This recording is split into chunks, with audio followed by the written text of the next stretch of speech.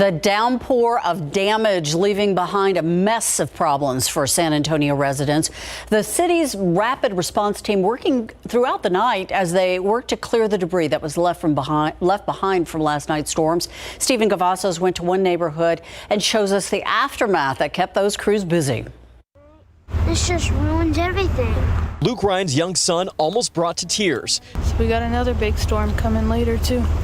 This large tree from their front yard planted smack down in the middle of their street. This happened in the 13,500 block of Woodstone Drive near Judson and Loop 1604 last night. Ryan says he heard a loud noise. Moments later, a neighbor was at his doorstep and told him their tree had fallen over. I don't know what to do, man. There's nothing I can do about the magnitude of a tree. But what Luke did do was dial 311. That's the city's non-emergency number.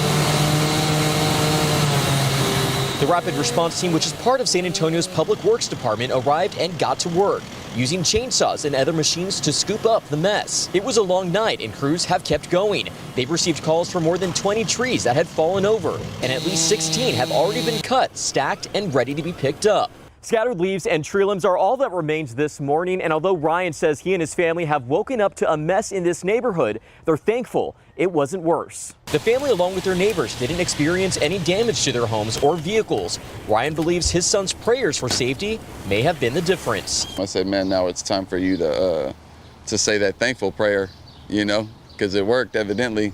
Stephen Cavazos, KSAT 12 News. Now, you need to know that the rapid response team is still working to clear up some of the debris around the city from the storms last night. Public Works is encouraging anyone who has downed trees in their area to call the non-emergency number. That phone number is 311.